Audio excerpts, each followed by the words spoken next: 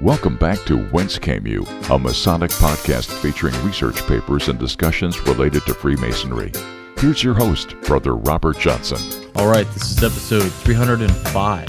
In the news this week, not a whole lot going on outside of some of the news we talked about on the Masonic Roundtable. If you'd like to check that episode out, it was a really good episode we had last week regarding the training that our Grand Lodge provides for officers of our lodges. Some really good information.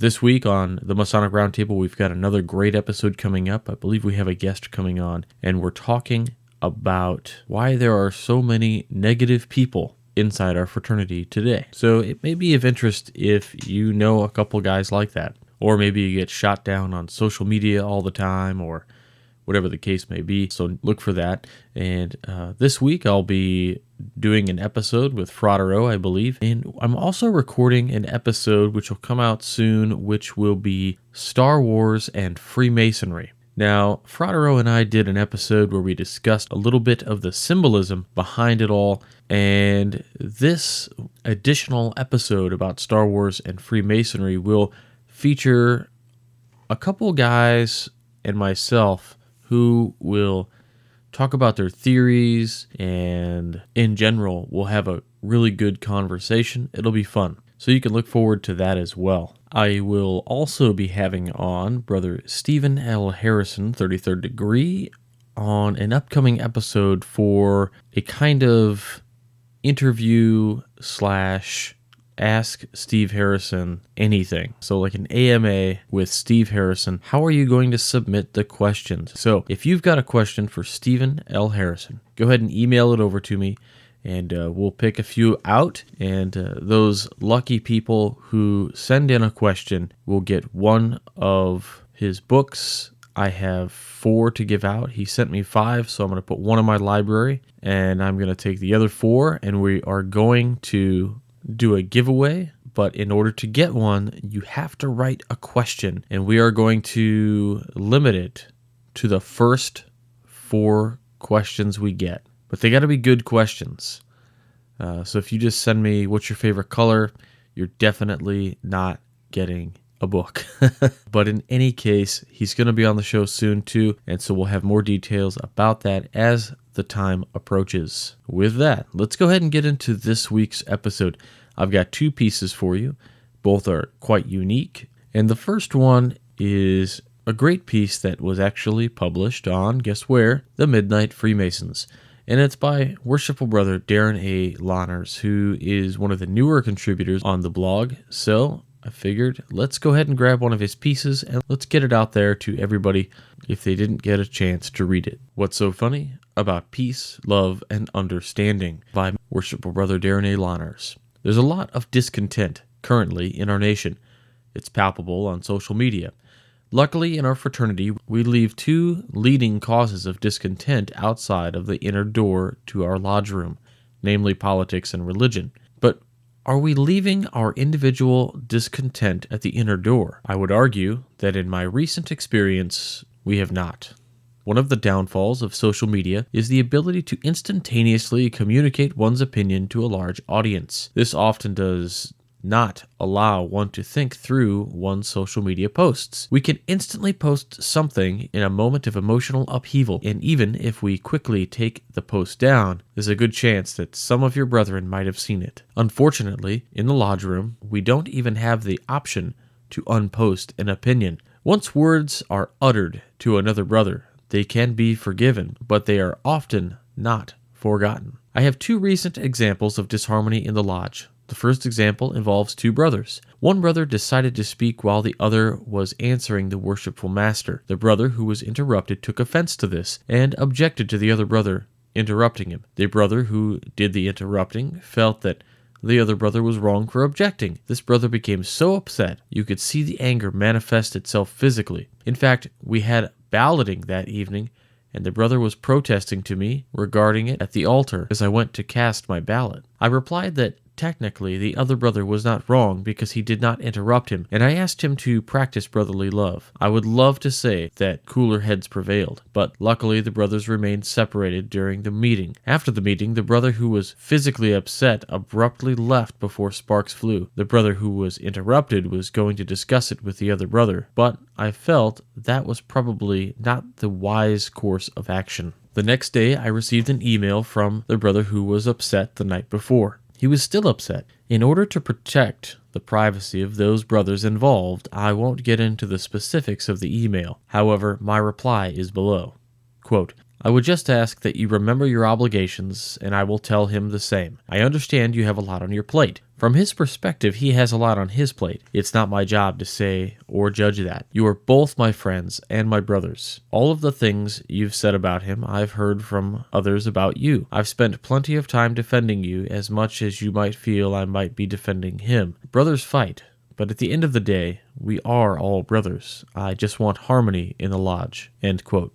My second example of disharmony in the lodge also involves two brothers. One of the brothers was filling in a chair for the other, who was not present at the beginning of the lodge meeting. The brother who was not present finally knocked and was admitted to the lodge room about 20 minutes after lodge started. When this brother came in, he glared at the brother who was occupying his chair. The other brother, who was in the chair, made a joke to the brother about being late, which was received with a flurry of expletives. The brother then decided to give the brethren in our lodge the double one-finger salute. While he was on his tirade, the worshipful master and senior warden were trying to get the brother to sit down on the sidelines and behave himself. We later found out that the brother had been defrauded $4,000 that day, and he apologized for his actions and words. He also sought out the other brother later after the meeting and apologized again. Problem solved?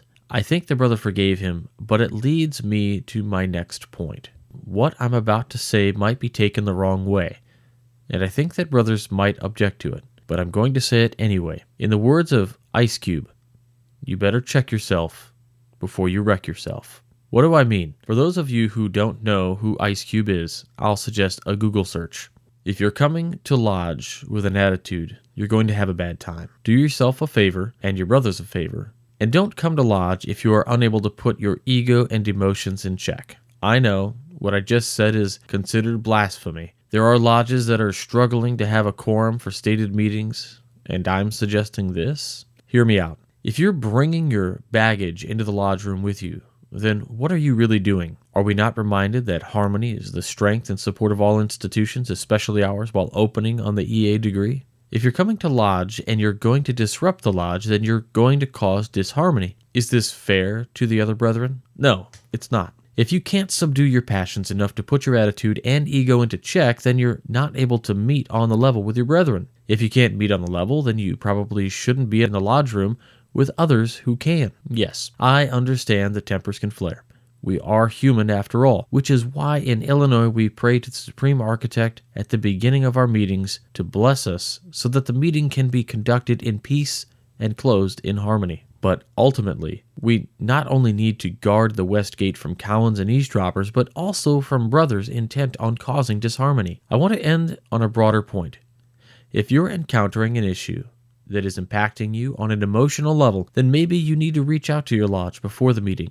Explain the situation to them. There's a good chance that one of your brothers has gone through something similar. They might be able to understand your situation and empathize. I understand that everyone's different, and there are some folks that might be embarrassed by doing something like this. But what is family for? When you become a Mason, you join a family. Family is there to support you in your times of need. Remember that your brothers are there for you as well. They will be more than willing to help you, if you let them. Let the trowel do its work of spreading brotherly love and cementing our brotherhood.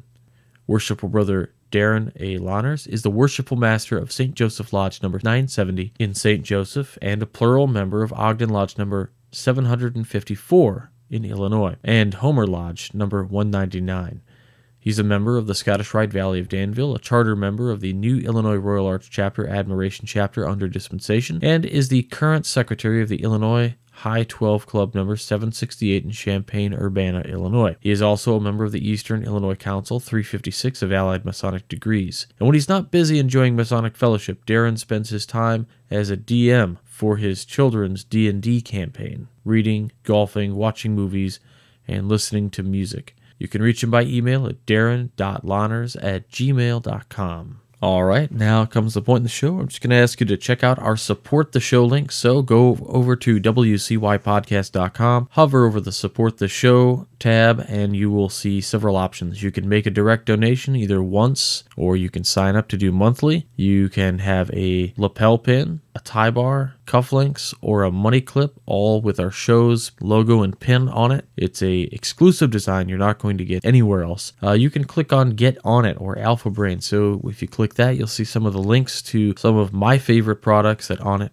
Labs does, and what they have generously granted us a 10% discount to our listeners if you use the promo code WCY at checkout.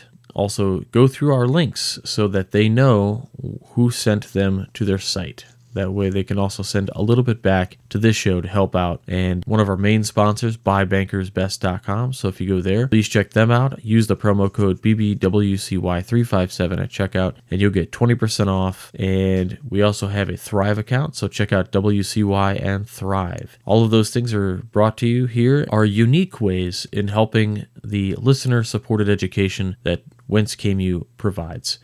So thanks very much to all of our contributors and our producers to the show. You are the reason we are able to do this. Now, on to our next piece, which is the theme for this week. All right, and the next piece I have for you is something that I wrote that's not been published yet, so this may appear somewhere in the future, perhaps a little more polished, but I figured that I would just put it out there for you now. It's called A Fraternity in the Midst of Finding Itself, Tough Choices and Cognitive Dissonance by R.H. Johnson. The viewpoints expressed within this piece in no way reflect the statements or positions made by any Grand Lodge, especially the Grand Lodge of the state of Illinois. These are my own, and they are my opinions. The year was 2008, a cool April evening when I became a Master Mason. There were 15 people present, including the officers. After all was said and done, I was impressed by what had transpired. A beautiful degree fraught with perils, mental challenges, and deep personal esoteric meaning. But that was the end. I was told it was supposed to be the beginning. What in the world was going on? What ensued was the typical journey comprising 8 years of my life as I moved from chair to chair, office to office. Along the way, taking on some additional Grand Lodge duties, being a district education officer, an assistant district deputy Grand Master, and eventually the actual district deputy Grand Master. And this is where I am today, sitting here and thinking about what in the hell is this thing? You see, it didn't take long, about 4 years of active service, traveling and reading, to figure out that Freemasonry is this enigmatic thing, this thing that has almost the vaguest of descriptors, quote-unquote, to make good men better. Alternatively, the antiquated but probably more interesting, quote, peculiar system of morality, veiled in allegory and illustrated by symbols, end quote, is, in my opinion, a better choice of words, but it's all so vague. I wrote a piece recently for the Midnight Freemasons and the Illinois Lodge of Research, which was called What Freemasonry Teaches We Don't Know, in which I outlined several factors that contribute to the statement in the title. I quoted the Grand Lodge of California in the paper's opening, which in it contains verbiage to the effect of, the Masonic Committee on Education has no idea what we are supposed to teach. It is in this problem that the real issue in our craft resides. We apparently teach men to be better by delivering an old lecture by memory, mispronouncing things and mumbling through it, or by reading the minutes. Educating our members is a key priority. It's actually why we exist. Without teaching our members, it's largely just a social club who gathers once a month, maybe more or maybe less, to discuss meaningless garbage like minutes, light bulbs, who left what door open, and missing keys. Give them a reason to show up, for God's sake. Countless lodges in our state just go through the motions. They open using the bare minimum members. They double up on duties as they muddle through it in 15 minutes and close. What in the hell is the point of that? Just to say that you had dinner together or after with your fellows? That's preposterous. There clearly exists two kinds of masonry. The first is the social order, which, the mindset mentioned above, prevails above all else. Because education doesn't matter to these types, they assume that the meetings which run as previously mentioned is the norm. There is no problem. It's just the way it is, until of course the day they can't open. Then they begin to complain. There are a great many men in Freemasonry. My home state of Illinois is home to about 60,000 members. In a state with so many Freemasons and it being the 21st century, naturally they will find themselves on social media websites like Facebook where they will discuss the craft, its issues, delights, and intricacies on a regular basis. Recently, there was a post about a lodge that may be closing down due to the number of men who attend, seconded by the fact that only past masters fill the sidelines, and lastly, that the executive officers are totally new to the fraternity. My immediate response to this was that this is typical. New men occupying the east, west, and south? Good. Past masters on the sidelines and not being recycled? Great. But the complaints go on. No other attendance, going through the motions, reading the minutes because there is no other content in the meeting, etc. My next comments were that they should just shut down the lodge and let the members either join another lodge or let those serious about Freemasonry start a new lodge. My point is that in this fraternity there are some hard choices that we have to make, and oftentimes due to cognitive dissonance we act upon instinctual emotion rather than logic. This has a detriment to the fraternity. What purpose are you serving by merely opening and closing once a month? What if the same effort was put into becoming the education officer or some other position at another lodge in the district? Trade in one meaningless job for a meaningful one? I know, it's crazy talk. Ultimately, the history of a lodge is given way too much weight. When we talk about success, what place does heritage have in today's world? It's a fact. No one wants our old crap. Don't get me wrong. If you're a historic lodge and you're active and healthy, great. But if it isn't, don't keep it open because it has quote-unquote heritage or some emotional attachment. Close it. You'll be doing the fraternity a favor. Consider the scenario. Think about a prospective who can either attend one of 3 fledgling lodges within the district. He visits each one and can't believe he even thought about joining this decrepit institution. Or maybe he visits a lodge which contains the previously 3 mentioned lodges and they've bonded together, and he sees a healthy lodge and he can't wait to join. The other kind of masonry is the kind that focuses on education as a priority. Its meetings are packed in comparison. Members gather to hear new viewpoints, learn, and be taken out of their comfort zone. This is the opposite of cognitive dissonance, the very thing that the social brand of masonry totally avoids. These social Masonic lodges tend to focus on the status quo and never challenge our thinking because it makes us feel weird. Challenging our existing preconceptions is how we grow and become better, yet it just doesn't happen in 3/4 of the lodges out there. More than half of the state of Illinois operates in this manner.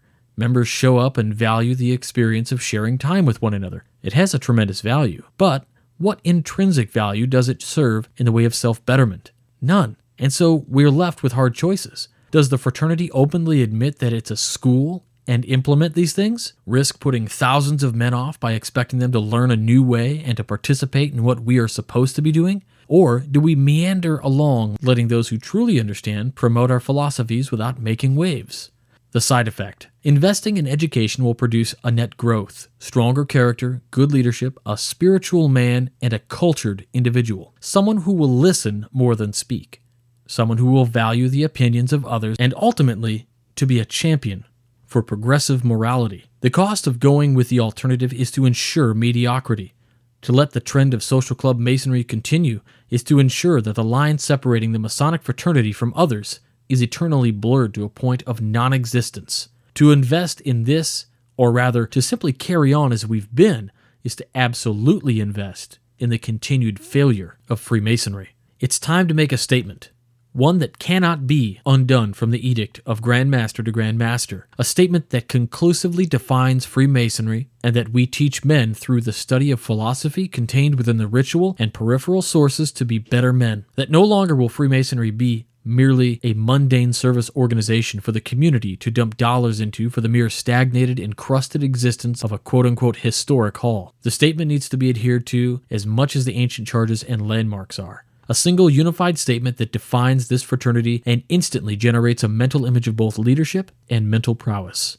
It's time to get to work, to drop the mentality of volunteerism, to understand that the obligation you took, that one that we take so seriously and quote whenever we see a brother make mention of an idea outside of our own comfort zone, also includes other things, paramount of which is to learn and to lead. You are a Freemason for the rest of your life, not just 3 hours or 40 hours a month. To the brothers out there who oppose this, who maintain you do it your way and we'll do it ours, you're falling victim to the cognitive dissonance. You are ardently opposing the truth in an effort to preserve the emotional connection to what you remember what you have, and what you believe Masonry to be. The truth is, however, is that you're wrong. Tough choices are ahead, and it's time to make them. Brothers, we are at the crossroads. You can continue on for a while and die, or rise above, become better, and live, ensuring a philosophical school, a rite of passage, and an American tradition lay in wait for your sons. And that is the end of that piece. I hope you enjoyed. I wrote that as kind of a soapbox piece to be able to deliver to some folks, and I hope you enjoyed it, and I hope it's a wake-up call for some brothers, and I hope it riles you all up.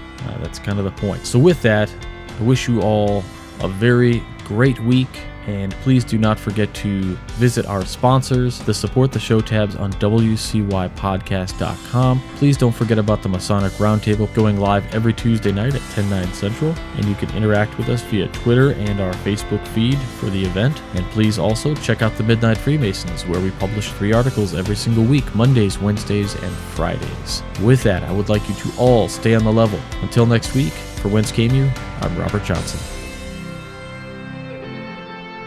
You've been listening to Whence Came You, a Masonic podcast featuring research papers and discussions related to Freemasonry with your host, Brother Robert Johnson. Be sure to join us for our next edition.